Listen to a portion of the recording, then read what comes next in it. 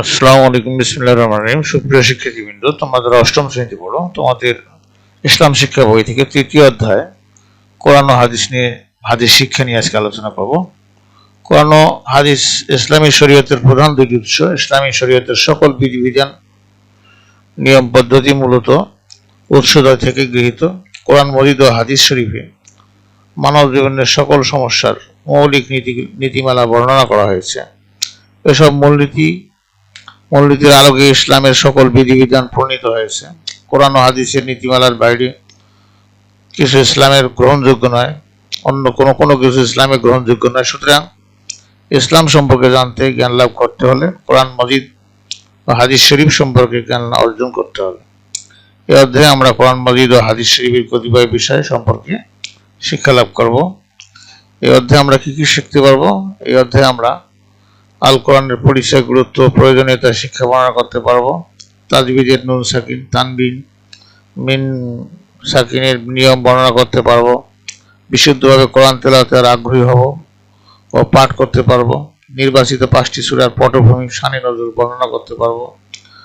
নাজিরা তেলাওয়াতের আদব ব্যাখ্যা করতে পারবো। বিশুদ্ধ উচ্চারণে কোরআন, সূরা আল কদর, সূরা আল জিলজাল, সূরা আল ফিল, কুরাইশ এবং সূরা আল নাসর অর্থসহ মুখস্থ বলবে এবং মূল বক্তব্য ব্যাখ্যা করতে পারবো। আয়াতুল কুরসি, সূরা হাশরের 3 আয়াত মুখস্থ বলতে ও অর্থ লিখতে পারবো। নৈতিক আদর্শ জীবন গঠনের ক্ষেত্রে পবিত্র কোরআনের ভূমিকা ব্যাখ্যা করতে পারবো। মোনাজাতমূলক 3টি হাদিস অর্থসহ বর্ণনা করতে পারবো। নৈতিক শিক্ষার ক্ষেত্রে হাদিসের গুরুত্ব বর্ণনা করতে পারবো। কোরআন হাদিসের শিক্ষা অনুযায়ী সামাজিক শিক্ষা ও নৈতিক জীবনযাপনে উদ্বুদ্ধ হব। এখানে পার্ট 1, কোরআন মাজিদ।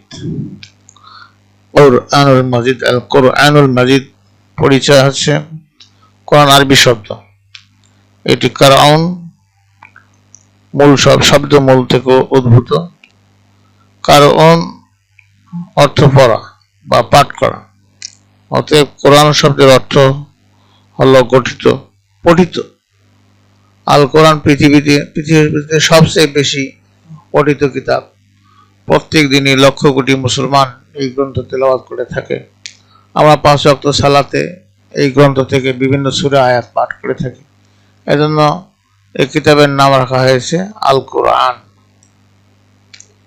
ইসলামী পরিভাষায় আল্লাহ তাআলা মানব জাতির হেদায়েতের জন্য হযরত জিবরাইল আলাইহিস সালামের মাধ্যমে মহানবী হযরত মুহাম্মদ সাল্লাল্লাহু আলাইহি ওয়াসাল্লামের উপর যে কিতাব নাযিল করেছেন তাকে আল কোরআন বলা হয়। এটি সর্বশ্রেষ্ঠ আসমানি কিতাব। সর্বকালের মানুষের জন্য এই কিতাব হেদায়েতের উৎস। আল কোরআন লৌহে মাহফুজে বা সংরক্ষিত ফলকে লিপিবদ্ধ। এটি প্রথমে কদরের রাত্রে প্রথম আসমানে বায়তুল ইজ্জাহ নামক স্থানে একসাথে নাযিল করা হয়। এরপর সেখান থেকে আল কোরআন আমাদের প্রিয় নবী হযরত মুহাম্মদ সাল্লাল্লাহু আলাইহি ওয়াসাল্লামের উপর নাযিল করা হয়।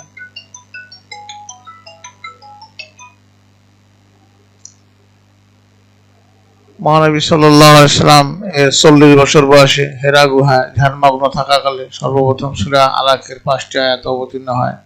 তারপর রাসূলুল্লাহ সাল্লাল্লাহু আলাইহি ওয়াসাল্লামের জীবদ্দশায় প্রয়োজন অনুসারে অল্প অল্প করে নাযিল করা হয়। এইভাবে 23 বছরে খণ্ড খণ্ড আকারে পুরা কোরআন নাযিল হয়। আল কোরআনের সূরাসমূহ 2 ভাগে বিভক্ত, যথা মাক্কি ও মাদানী। মহানবী সাল্লাল্লাহু আলাইহি ওয়াসাল্লাম আল্লাহর নির্দেশে নবুয়তের 13 বর্ষে মক্কা থেকে মদিনায় হিজরত করেন। নবী করিম সাল্লাল্লাহু আলাইহি ওয়াসাল্লামের হিজরতের পূর্বে নাযিল হওয়া সূরাসমূহ মক্কি সূরা হিসেবে পরিচিত। এই সূরাসমূহে সাধারণত আকাইদ সংক্রান্ত বিষয়সমূহ বর্ণনা করা হয়েছে, যেমন তাওহীদ, রিসালাত, আখিরাত, বেহেশত, দোজখ, কিয়ামত ইত্যাদি হলো মক্কি সূরাগুলোর বিষয়বস্তু। অন্যদিকে মহানবী সাল্লাল্লাহু আলাইহি ওয়াসাল্লামের মদিনায় হিজরতের পর নাযিলকৃত সূরাসমূহকে মাদানী সূরা বলা হয়। অর্থাৎ আমরা বলতে পারি যে সমস্ত সূরা মক্কায় নাযিল হয়েছে ওগুলো হচ্ছে মক্কি সূরা, এবং যে সমস্ত সূরা মদিনায় নাযিল হয়েছে সেগুলোকে মাদানী সূরা। এই সূরাসমূহে সালাত, যাকাত, সওম, হজ, জিহাদ, হালাল হারাম, মানবিক নৈতিক মূল্যবোধ সম্পর্কিত বিধিবিধান বর্ণনা করা হয়েছে। আল কোরআনের বেশ কিছু নাম রয়েছে। আল কোরআনের বিভিন্ন বৈশিষ্ট্যের আলোকে এই নামসমূহ রাখা হয়েছে। এগুলো আল কোরআন বিশেষ মর্যাদা বিশিষ্টের বা বৈশিষ্ট্যের পরিচয় বহন করে। নিম্নের কতিপয় নাম উল্লেখ করা হলো।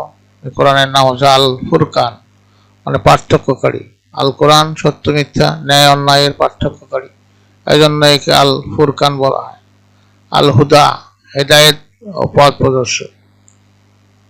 কোরআন মাজিদের মাধ্যমে ন্যায় ও সত্যের দিকে পথ প্রদর্শন করা হয় বলে একে আল হুদা নামে আখ্যায়িত করা হয়েছে। এরপরে বলা হয়েছে আর রাহমা, রহমত ও দয়া ও করুণা। পবিত্র কোরআন বিশ্ববাসীর জন্য রহমত, করুণা স্বরূপ, তাই একে রাহমা বলা হয়েছে। আজ জিকর, উপদেশ আলোচনা। কোরআন মাজিদে বহু ঘটনা আলোচনা এবং বহু উপদেশ রয়েছে, তাই একে জিকির নামে আখ্যায়িত করা হয়েছে। আর নূর, মানে জ্যোতি, আলো।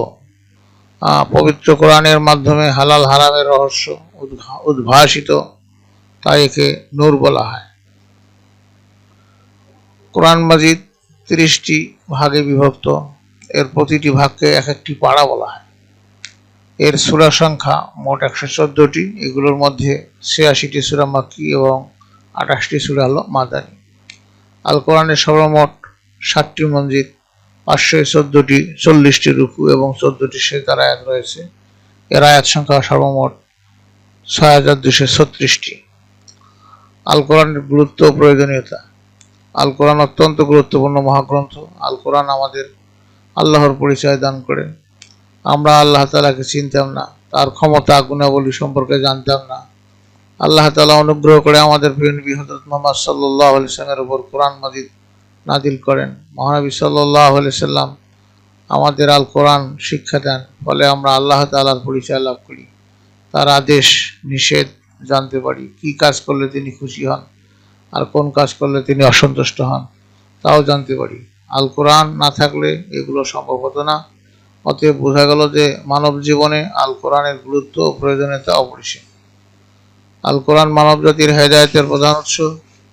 কোন পথে চললে মানুষ দুনিয়া ও আখিরাতে কল্যাণ লাভ করবে, আল কোরআন তা আমাদের দেখিয়ে দেয়। পাপ পুণ্য, ন্যায় অন্যায়, ভালো মন্দ ইত্যাদির পরিচয় দান করে। আল কোরআনে নির্দেশনা মতো চলে আমরা কল্যাণ লাভ করতে পারি। আখিরাতে আল কোরআন বান্দার জন্য সুপারিশ করবে। দুনিয়াতে যে ব্যক্তি আল কোরআনের নির্দেশ মেনে চলবে সে হবে মহা সৌভাগ্যশালী, সে পাবে চির শান্তির জান্নাত। আর যে কোরআন মাজিদের আদেশ নিষেধ মানবে না তার স্থান হবে যন্ত্রণাদায়ক জাহান্নামে। আল কোরআন আমাদের নৈতিক মানবিক আদর্শ শিক্ষা দেয়। আল কোরআন অনুসরণ করে আমরা উত্তম চরিত্রবান ও আদর্শ মানুষ হিসেবে গড়ে উঠতে পারি। ফলে সমাজে শান্তি শৃঙ্খলা প্রতিষ্ঠিত হবে, অন্যায় অত্যাচার দুর্নীতি ইত্যাদি দূরীভূত হবে। কোরআন মাজিদ সর্বশেষ ও সর্বশ্রেষ্ঠ আসমানি কিতাব। এটি কোনো নির্দিষ্ট এলাকা বা নির্দিষ্ট জাতির জন্য নাজিল হয়নি, বরং এটি সর্বজনীন ও সর্বকালীন মহাগ্রন্থ। কিয়ামত পর্যন্ত যত মানুষ আসবে সকলের হেদায়েতের জন্য এই কোরআন নাজিল হয়েছে। আল কোরআনের শিক্ষা। কোরআন মাজিদ জ্ঞান বিজ্ঞানের উৎস। এটি যাবতীয় জ্ঞানের ভাণ্ডার। এছাড়া মানুষের জীবনে যেসব সমস্যার উদ্ভব হয়ে থাকে তার সমাধানের ব্যাপারে এতে ইঙ্গিত রয়েছে। আল্লাহ তাআলা বলেন, বিসমিল্লাহির রহমানির রহিম, মা ফাররাতনা ফিল কিতাবি মিন শাইইন, অর্থাৎ হলো আমি এই কিতাবে কোনো কিছুই বাদ দিইনি। সূরা আল আনআম আয়াত হলো 38।